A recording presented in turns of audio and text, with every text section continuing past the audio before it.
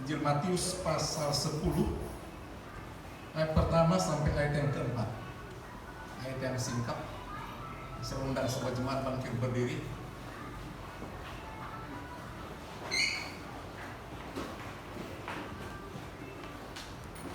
Akan baca bergantian, saya mulai dari ayat yang pertama.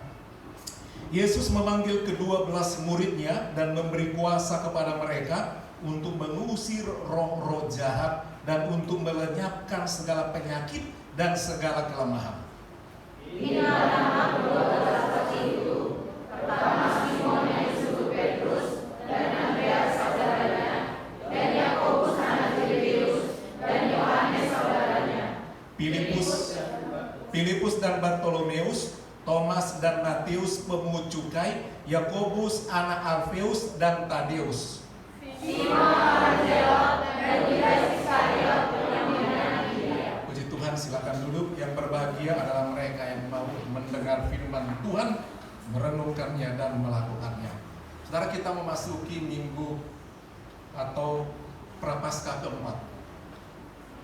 Kita akan memasuki bulan April dan merayakan perayaan Paskah, saudara.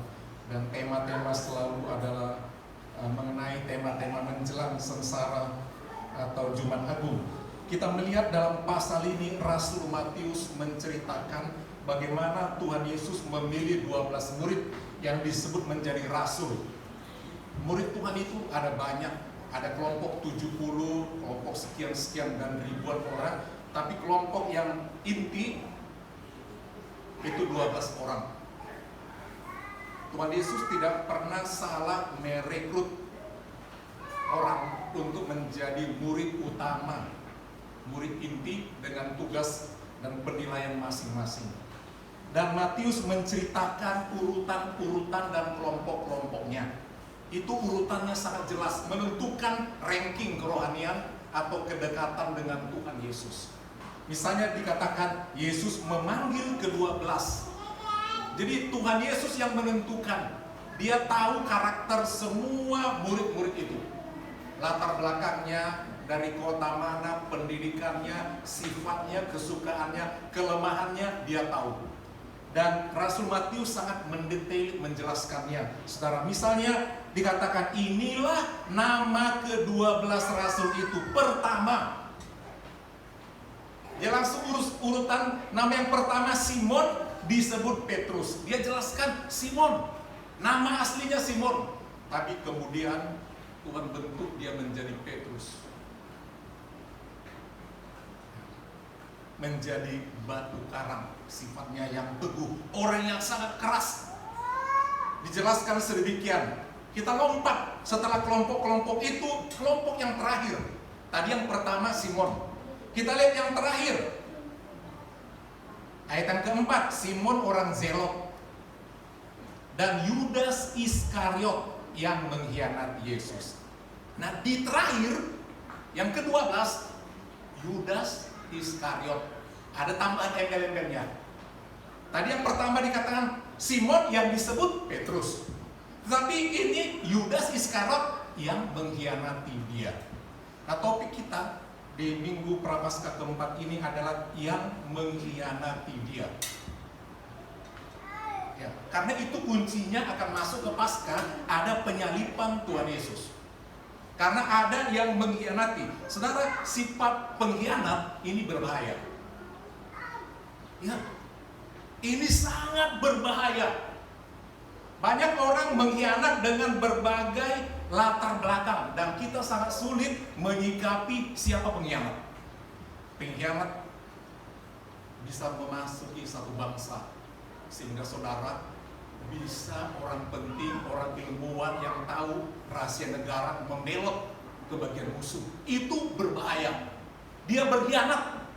Dikira dia membela NKRI, ternyata dia musuh dalam selimut. Dia pergi ke pihak musuh membocorkan semua dokumen kelemahan kekuatan negara. Dari dahulu terjadi seperti itu. Pengkhianat bisa masuk dalam perusahaan. Kita pikir dia join dengan kita tambahkan modalnya, ternyata tiba-tiba dia berbalik menghancurkan perusahaan. Dan semua diambil oleh orang itu yang telah ditolong berubah menjadi pengkhianat. dalam keluarga yang bersaudara bisa terjadi kekacauan. Karena apa? Yang tadinya sudah diatur segala pembagian, tiba-tiba ada yang berkhianat, semua diambilnya. Bahkan bisa sampai mengusir orang tuanya. Dalam rumah tangga, suami istri bisa terjadi pengkhianatan. Dikira cinta mati, bisa-bisa ternyata tidak. Dia tidak lagi memiliki cinta, dia lebih cinta yang lain. Pengkhianatan adalah sangat menyakitkan, saudara. Baik dalam keuangan, dalam pekerjaan, dalam politik, kehidupan bertetangga dan lain sebagainya. Sifat pengkhianat adalah sangat mengerikan. Ada berbagai latar belakang orang berkhianat. Dan yang paling besar adalah karena uang. Rata-rata karena uang. Misalnya dalam satu keluarga yang tadinya begitu harmonis, tetapi ketika salah satu dari suami istri itu bisa sakit. Ya sakit, udah susah dibawa kemana-mana. Bisa ditinggalkan salah satu pasangannya karena alasan sakit. Ada lagi alasan, wah ekonomi tidak ada lagi. Tidak ada penghasilan apapun, tidak ada. Udah tinggalkan dia. Masih bisa dicari yang lain. Dan lain sebagainya. Satu kali saudara di Singapura, ada satu berita, ini kisah fakta dalam pemerintahan Perdana Menteri Lee Kuan Yew. Ada satu warganya, satu kali satu keluarga ada anaknya, ya anak orang kaya. Salah satu anaknya yang paling besar yang perempuan menikah. Sebelumnya bapaknya sudah mengatakan kamu nanti dapat ini. Seperti itu. Pendek cerita, dia menikah dengan satu pria, dan satu kali orang tuanya sudah agak berumur, sudah disebutkan nanti ini menjadi bagian wilayah begitu. Di situ dia menikah, anaknya ini dihasut sama menantunya. Berapa rumahnya kamu? Kenapa kamu bilang ini menjadi rumah kita? Ini menjadi apa kita? Iya, bapak sudah tuliskan ini nanti ini sama kita. Ya udah, kita ambil saja. Dengan hasutan menantu itu diambil harta itu semua termasuk rumah, dan akhirnya diusir orang tua. Begitu diusir, ini ada bukti hitam di atas putih. Bapak udah kasih, ini sekarang punya kami. Si bapak yang tadinya begitu susah membesarkan anak itu, akhirnya menjadi menderita, diusir. Pendek cerita, dia menjadi peminta-minta di kota Singapura. Ini kisah fakta. Satu kali si bapak ini sedang berjalan untuk meminta kepada seseorang. Dia ketemu, dia dikenali oleh satu temannya dulu sesama pengusaha. Loh, ngapain kamu di sini? Kenapa kamu minta-minta? Apa masalahnya? Oh begini, diambil oleh anakku sama menantu. Aku menjadi susah seperti ini terpaksa. Aku terlalu sayang sama anak itu sehingga terlalu cepat aku kasih surat mengatakan ini menjadi milik mereka. Apalagi datang menantuku ternyata salah serakah. Saya diusir oleh mereka. Oh begitu ya. Akhirnya temannya ini yang juga pengusaha, foto temannya, masukkan dalam surat kabar. Kisah ini, Perdana Menteri Lee Kuan Yew membaca berita dalam surat kabar. Ini orang yang durhaka. Akhirnya dipanggil sama Perdana Menteri, ya keluarga muda itu, suami istri, langsung dikatakan, kalian anak durhaka, bapakmu masih hidup, warisan hanya sah kalau dia sudah mati. Kembalikan semua. Itu namanya anak, bukan hanya pengkhianat, durhaka. Dibesarkan dikira sayang ayah, sayang anak. Ayah seringkali orang berkata, aku sayang bapak, cium. Ketika ulang tahun dicium, dipeluk. Yudas satu-satunya murid yang mencium Tuhan Yesus. Yang lain tidak ada cerita itu. Tapi dialah yang mengkhianati. Yang mengkhianati. Dan dengan pengkhianatan ciuman itu, ciuman maut itu, Yesus diserahkan ke pengadilan untuk dihukum mati. Saudara, sifat pengkhianat kita harus buang. Sifat pengkhianat itu muncul daripada keserakahan, merasa diri benar, merasa diri lebih hebat. merasa ingin memiliki. Dia yang paling utama. Hati-hati sifat seperti ini. Sifat tidak ada mengasihi dengan tulus, sifat ingin memiliki, sifat ingin disanjung. Karena 12 rasul ini semua punya kekurangan-kekurangan, kelemahan-kelemahan. Tidak ada yang istimewa, saudara. Sebenarnya yang istimewa adalah Yudas. Kenapa? Dia dikasih posisi strategis menjadi bendahara. Ya, bendahara. Untuk di negara kita ini pun kalau ada yang menjaga keuangan negara, itu bendahara negara, itu luar biasa kejabatannya. Di satu perusahaan kalau dia disebut sebagai bendahara perusahaan itu, itu hebat. Dan Yudas dapat jabatan strategis.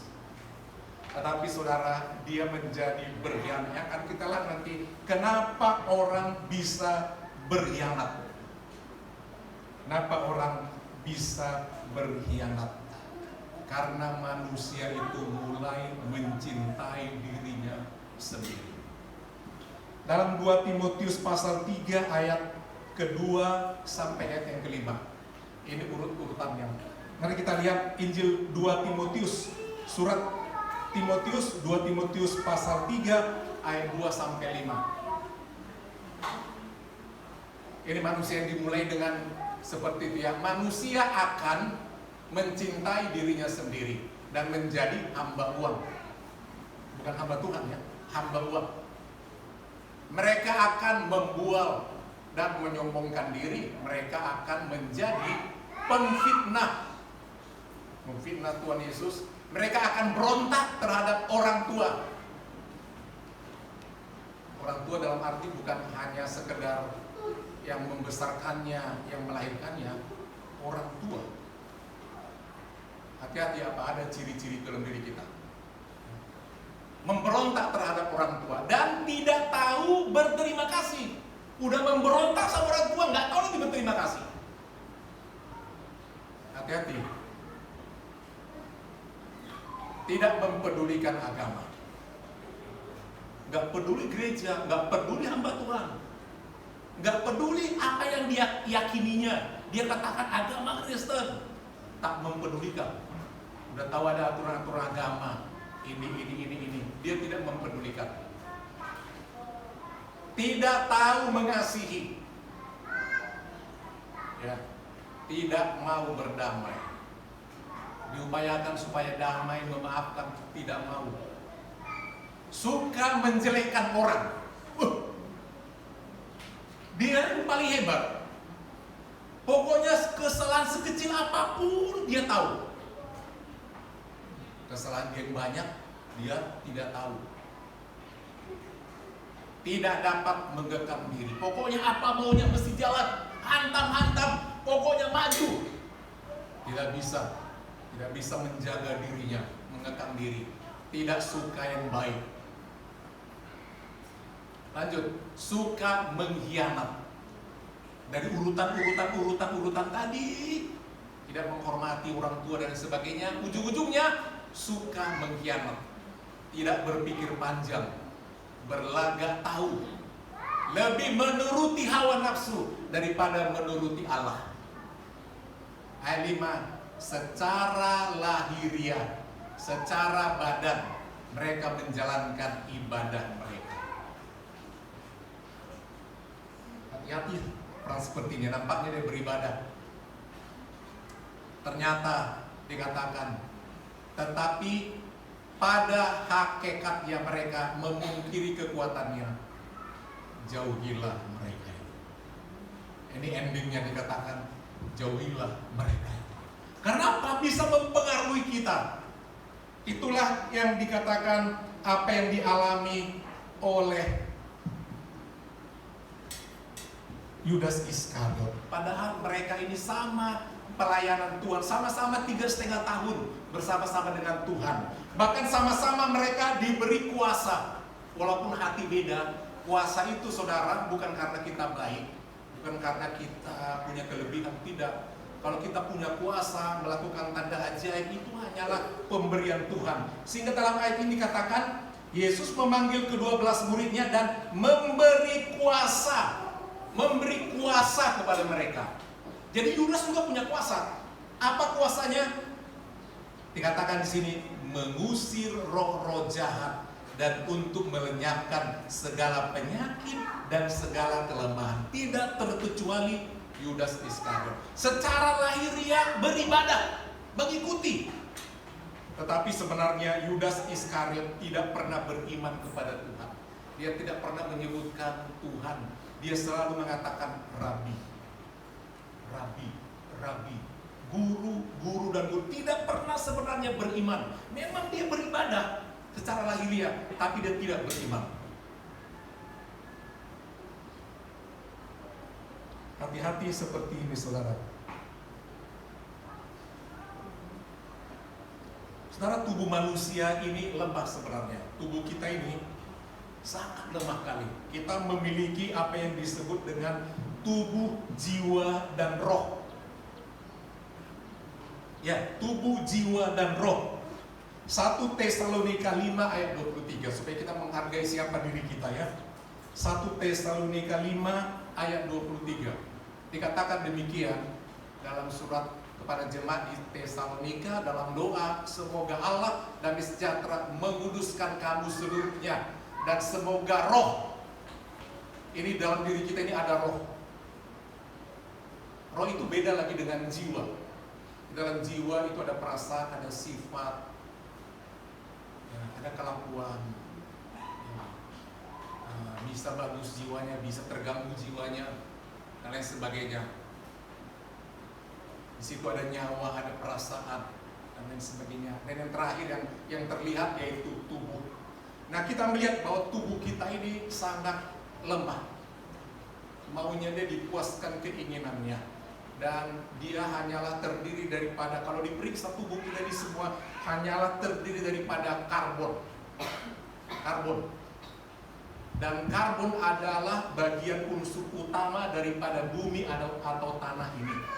Itu sebabnya kalau kita mati, maka tubuh kita ini kembali menjadi karbon, menjadi debu, menyatu dengan alam atau bumi ini. Tetapi pengaruh daripada karbon ini, sifat ini, racun ini, saudara, mempengaruhi jiwa orang, mempengaruhi perasaan orang. Oh, aku ingin punya ini buat badanku ini, aku mencuri. Oh, aku ingin sesuatu makan ini buat perutku ini, aku mencuri. Dan lain sebagainya, saudara. Apa saja yang memuaskan mata kita, perasaan kita, itu karbon, itu tanah, bisa mempengaruhi jiwa kita, perasaan kita, dan juga roh kita. Jadi saudara, kita mau menjaga diri kita untuk tidak dipengaruhi hal-hal itu, saudara. Alkitab ini sangat terbuka. Terbuka dalam arti dia transparan menceritakan tokoh-tokoh Alkitab. Musa, Daud, Daniel, Gideon, semua punya kelemahan. Tokoh-tokoh di Alkitab semua punya kelemahan. Semua punya titik lemah. Tidak ada satupun yang tidak punya kelemahan. Dari mulai Musa yang emosi, Abraham, dan lain sebagainya. Mereka semua punya kelemahan. Dan Alkitab terang-terangan menceritakan semua kejatuhan-kejatuhan daripada setiap tokoh di Alkitab. Demikian juga tokoh di dalam 12 Rasul tadi diceritakan kejatuhan daripada Yudas Iskariot.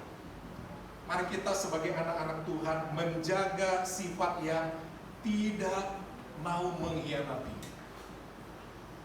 Kita pikir teman ternyata adalah musuh.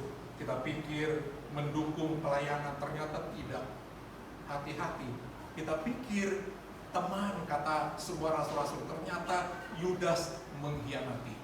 Ketika Tuhan Yesus katakan bahwa salah satu dari kalian akan mengkhianati aku. Tidak aku Tuhan, tidak aku, tidak aku, tidak aku. Tetapi Tuhan Yesus mengetahui itu, saudara. Pengkhianat itu karena uang. Hati-hati ya. Dalam rumah tangga bisa istri tidak setia atau tinggalkan suami uang. Demikian juga suami bisa tinggalkan istri kalau udah mulai nggak cantik, tidak sayang, dan lain sebagainya. Demikian juga anak bisa tinggalkan orang tua kalau tidak memenuhi segala kebutuhan yang dia tuntut.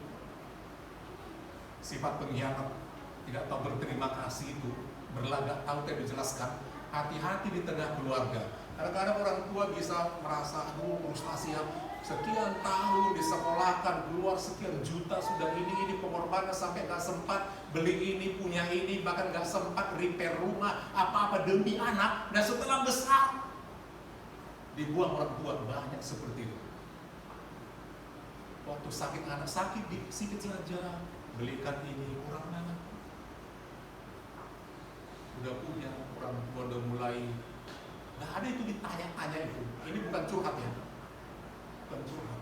Banyak anak tidak tahu, nggak tahu orang tuanya, susah, nggak mau tahu. Banyak. Dia nggak tahu ketika demam anaknya bagaimana, ibunya kontang-kanting. Bagaimana bapaknya keluar harus mencari ini demi anaknya. Hati-hati orang seperti ini ya. Dia tidak akan mendapat kebahagiaan di dalam kehidupannya, saudara. Mari kita buang semua sifat-sifat itu, saudara. Jadi tokoh yang terakhir dari 12 murid itu adalah orang yang tidak tahu berterima kasih kepada Tuhan. Dia memiliki keinginan-keinginan sendiri. Ada berbagai kemungkinan kenapa dia seperti itu. Bisa saja dia benci kepada Yesus. Satu kali Tuhan Yesus menegur Yudas ketika satu kali Tuhan Yesus dilayani oleh Maria, diberi setengah kati minyak, dan dia berkata, ya lebih bagus minyak itu dijual 300 dinar, bisa bantu orang miskin. Tapi langsung ditegur oleh Tuhan Yesus. Karena kisah itu, kisah mau penyaliban itu, sebelumnya adalah kisah Yesus diurapi. Kita baca dalam Injil itu, sebelumnya ada kisah pengurapan, dan selanjutnya Yudas mengkhianati. Bisa saja dia tersinggung. Langsung dikatakan oleh Tuhan Yesus, biarkan dilakukan seperti itu, karena dia mempersiapkan, mengingat penguburanku udah dekat. Itu teguran. Bisa saja dia tersinggung. Ada orang bilang karena tersinggung dengan kalimat Tuhan Yesus itu. Sebagai bendahara seolah-olah dia harus menjaga keuangan. Kalaupun ada pengeluaran untuk membantu orang miskin, mesti ini. Tapi Tuhan Yesus katakan, biar dia korbankan itu. Uang dia bukan uang kas kita. Kenapa kita paksa orang isi uang kas kita? Seperti saudara, orang katakan dia karena benci sama Tuhan Yesus. Sebenarnya ini tidak menjadi topik yang utama. Yang kedua, bisa karena memang dia rakus. Karena dia memang tamak, karena dia memang mencuri uang. Hati-hati saudara. Untuk yang kedua ini, apapun alasannya, ternyata dia menjual Tuhan Yesus. Menjual Tuhan Yesus. Hati-hati saudara, untuk kepentingan kita, padahal sebenarnya itu adalah kepentingan Allah. Matius 26 ayat 14 sampai 16. Matius 26 ayat 14 sampai 16. Demikian firman Tuhan. Kemudian pergilah seorang dari ke-12 murid itu, yang bernama Yudas Iskariot, kepada imam-imam kepala. Ia berkata, apa yang hendak kamu berikan kepadaku supaya aku menyerahkan dia kepada kamu? Akhirnya mereka membayar 30 uang perak padanya. Jadi dia aktif mendatangi imam-imam kepala. Kau mau kasih apa? Ku kasih nanti guruku itu. Bukan kurang aja. Mau kasih apa? Langsung dikatakan 30 ya uang perak. Bukan harga yang mahal 30 keping perak. Tidak mahal. Sangat hina sekali dinilai Tuhan Yesus itu hanya 30 keping perak. Harga yang sangat murah. Jadi sebenarnya hanya mengejek. Hanya 30 keping perak, dan itu diterima oleh Yudas Iskariot, saudara. Dia menjual Tuhan Yesus begitu gampang. Jadi kita melihat saudara ada beberapa topik yang perlu kita ingat saudara, mengapa sampai hal itu terjadi dalam diri Yudas Iskariot. Tentu ada hal-hal yang sebelumnya mengganggu dirinya. Kita melihat kesalahan Yudas yang harus kita hindari sebagai anak-anak Tuhan. Dari pelajaran Yudas, sifat-sifat itu perlu kita buang. Yang pertama adalah Yudas Iskariot, nomor 1 dicatat oleh Alkitab adalah dia menggunakan uang kas, atau dengan kata lain milik Tuhan sebenarnya semua itu. Yohanes 12 ayat 4-6. Dia ingin memiliki apa yang seharusnya adalah milik Tuhan. Yohanes 12 ayat 4. Tetapi Yudas Iskariot, seorang dari murid Yesus yang akan segera menyerahkan dia, berkata, mengapa minyak narwastu ini tidak dijual 300 dinar dan uangnya diberikan kepada orang-orang miskin? Hal itu dikatakannya bukan karena ia memperhatikan nasib orang-orang miskin, melainkan karena ia adalah seorang pencuri. Ia sering mengambil uang yang disimpan dalam tas yang dipegangnya. Jadi dengan kata lain sebenarnya dia mengambil yang bukan miliknya. Saudara, kita harus tahu menggunakan apa yang ada pada kita sebagai milik Tuhan. Saudara, nyawa kita ini bukan milik kita. Ya, nyawa kita ini hanya sementara dipinjamkan. Karena merasa, aku masih muda, aku kuat, aku masih lama lagi hidup. Kita tidak tahu umur manusia. Nyawa kita ini pinjaman. Ini adalah milik Tuhan. Tubuh kita ini kita telah dibeli dengan harganya lunas di mana kita juga harus pakai untuk kemuliaan Tuhan. Talenta kita ini kita juga perlu pakai untuk kemuliaan nama Tuhan, sehingga apapun yang ada pada diri kita sebenarnya adalah bagian daripada milik Tuhan. Yang kedua, kesalahan daripada dia setelah dia menggunakan milik Tuhan tadi, yang kedua adalah dia menjual Tuhan. Yang paling mengerikan ya, menjual Tuhan. Matius 26 ayat 14-16 tadi, menjual dengan nilai yang sangat rendah, yaitu 30 keping perak saja. Dan akhirnya saudara, ternyata tidak memuaskan. Iblis merasuk dirinya, saudara, dan kemudian dia, setelah dia tahu ternyata Yesus dihukum mati, apa tujuannya sampai menjual? Bisa saja dalam dirinya, dia dikatakan Mesias. Kalau dia memang Mesias, dia bisa melepaskan diri ketika nanti kuserakat, dia punya kuasa kan? Ternyata tidak, saudara. Setelah dicium di taman Getsemani, ternyata Tuhan Yesus tidak melawan. Sebab bangsa Israel menginginkan seorang juru selamat atau Mesias yang memimpin pemberontakan melawan penjajah, yaitu kerajaan Romawi. Ternyata Tuhan Yesus tidak mau menunjukkan dirinya bahwa dia adalah orang yang hebat. Tidak. Kaget ketika dicium, ternyata ditangkap. Wah, ternyata Tuhan Yesus begitu lemah, dia lihat. Murid-murid yang lain pun jauh, semua lari ketakutan. Bahkan ada satu murid yang mencoba melawan pada waktu itu. Ya, Tuhan Yesus juga mengatakan, sarungkan pedangmu. Dia langsung lari. Tidak ada yang setia bersama dengan Tuhan, dan Tuhan pun mau saja ditangkap, Tuhan Yesus. Dan ketika dia melihat, ternyata apa yang kulakukan, guruku itu, rabiku itu tidak kuat, dia menyerah. Ternyata akhirnya juga dikuasai oleh kerajaan Romawi.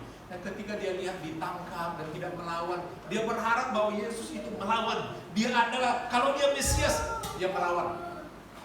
Dia bisa memimpin kerajaan pada waktu itu. Dia yang luar biasa, melakukan mujizat, melakukan ini. Dia bisa melawan semua orang yang datang. Tapi ternyata Tuhan Yesus diam saja, bahkan sampai dihukum mati. Demi mendengar Yesus akan dihukum mati, dia pun menyesali. Wah, aku salah menilai. Ternyata dia diam saja. Ya.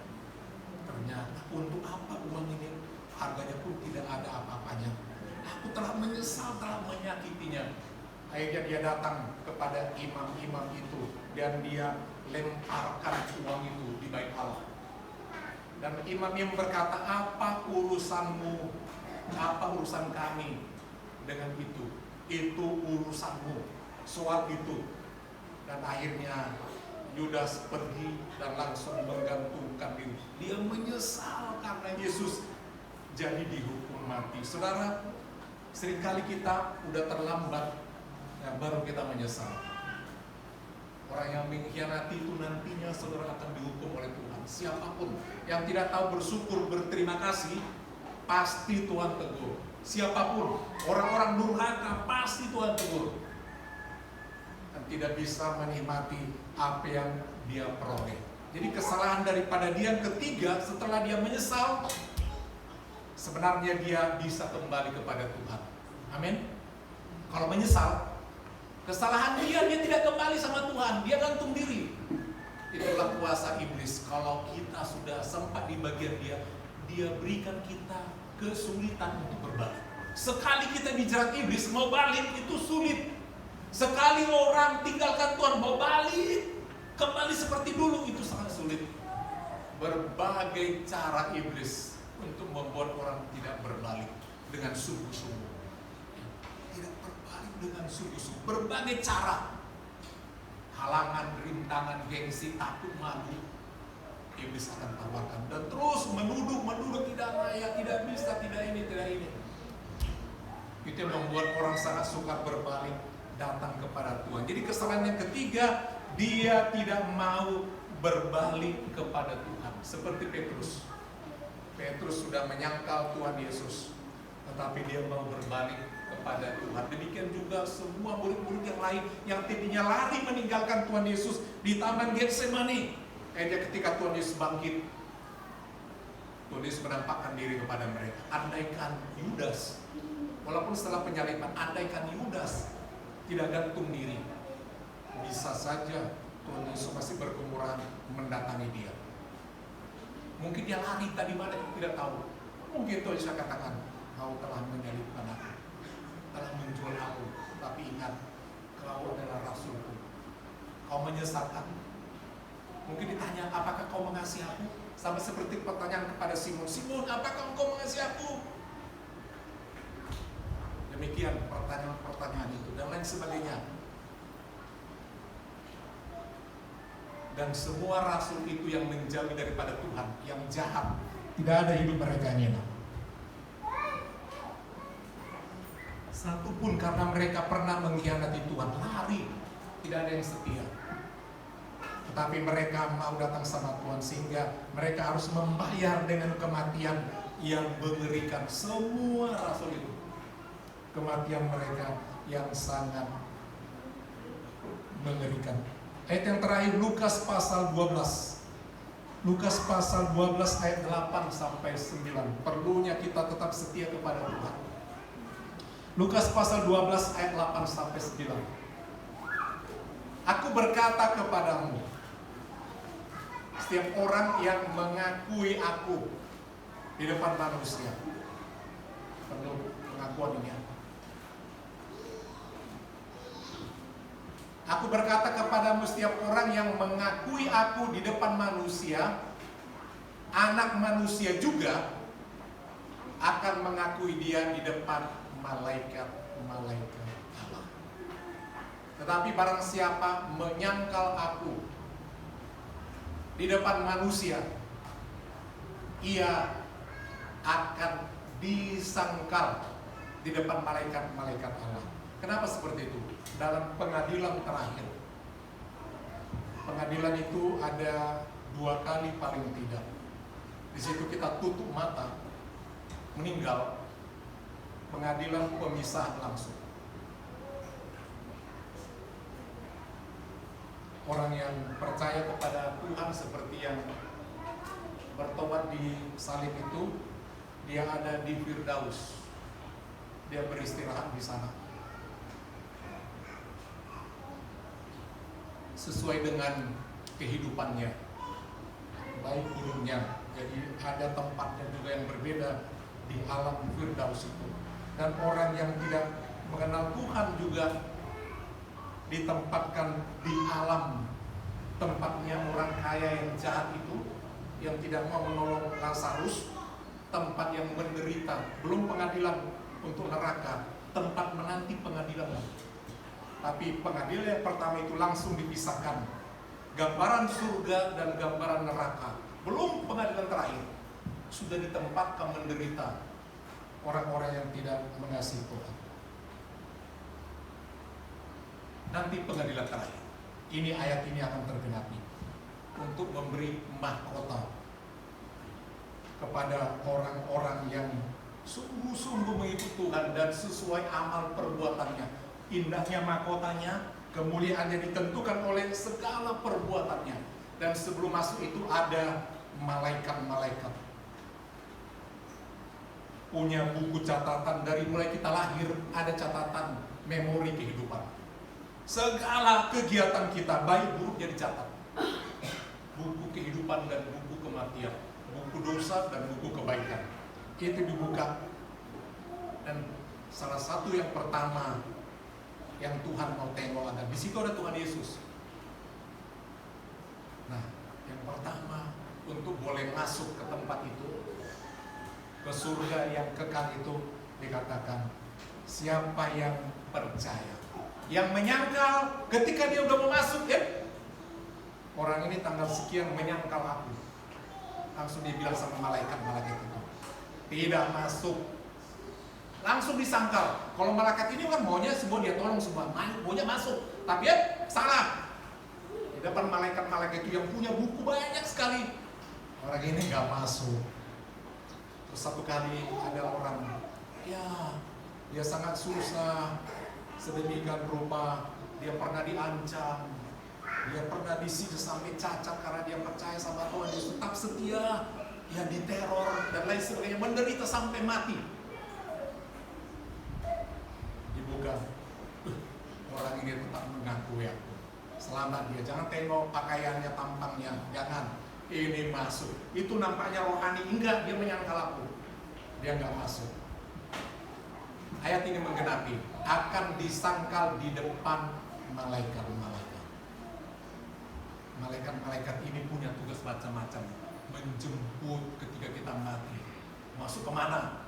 Masuk ke Firdaus atau tidak? Malaikat tugasnya macam-macam, langsung digerek. Nah, sana bagianmu, nah sana bagianmu. Di pengadilan juga begitu, malaikat-malaikat ada di sana. Dan Tuhan Yesus menjadi orang yang paling menentukan ini boleh masuk.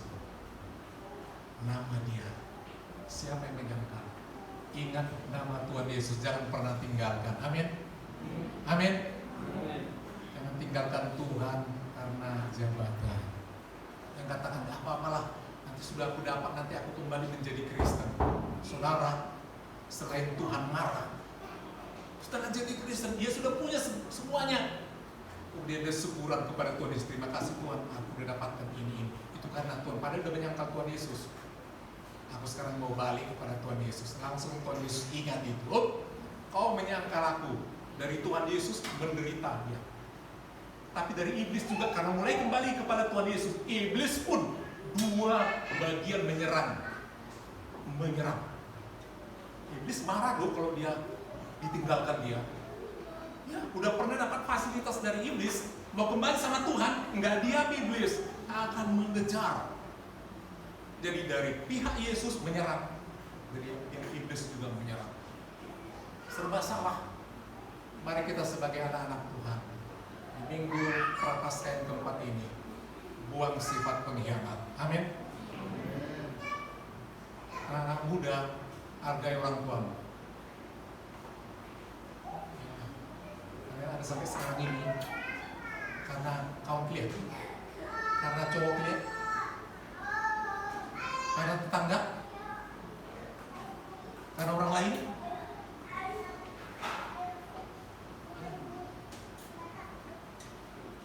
Mari kita berdoa.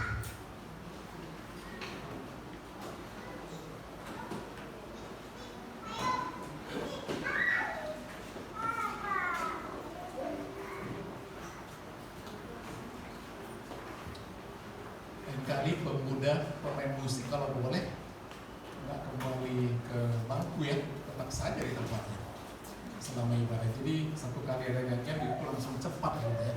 Di sela-sela khotbah bisa saja pengkhotbah ada nyanyian. Ya, jadi tetap aja di tempatnya. Kalau memang kurang kipas, kita beli kipas ya.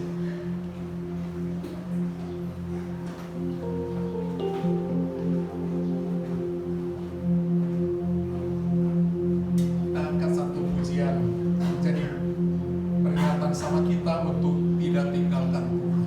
Selalulah bersyukur apapun kesulitan yang kita hadapi. Satu pujian lama dan jarang kita nyanyikan. Bagaimana ku kan bernyanyi tentang kasih cinta. Kita perhatikan teksnya.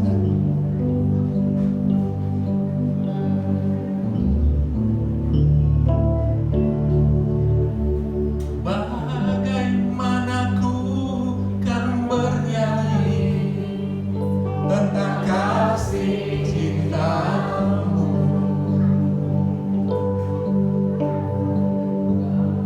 Dapatkah kau rangkai puisi tentang pengorbananmu?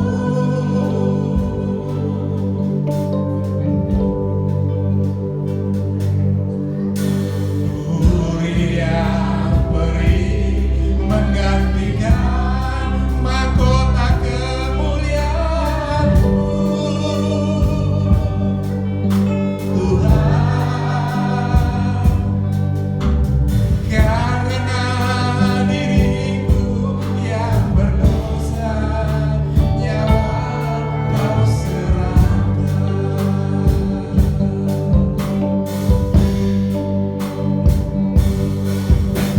Kau balut luka di hatiku dengan kasih yang tulus.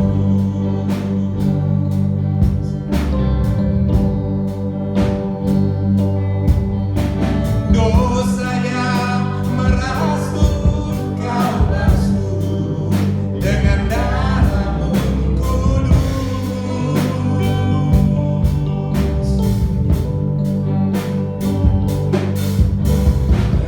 Tak berapa kali aku berkhianat padamu,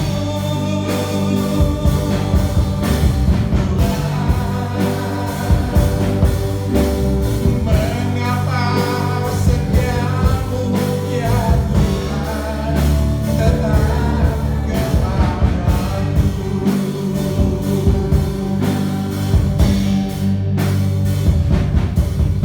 Sungguh ku tak mampu memahami kasih dan setia-Mu,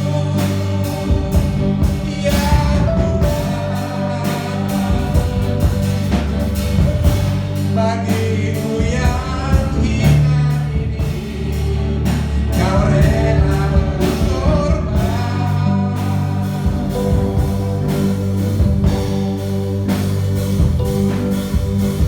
Apakah ku sanggup membalas kasih dan setia-Mu, ya Tuhan. Sebagai mana adanya damu, ku berserah padamu. Ini pengakuan kita kepada Tuhan. Ada kalanya kita berkhianat kepada Tuhan. Kita sering katakan itu Yudas, itu Yudas. Tapi ternyata semua murid juga pernah tinggalkan Tuhan. Karena mungkin pernah begitu lemah dan mencoba tinggalkan Tuhan. Biarlah di Prapaskah yang keempat ini, khotbah tentang pengkhianatan, kita tinggalkan semua sifat itu. Menjadi dua kita pertanyaan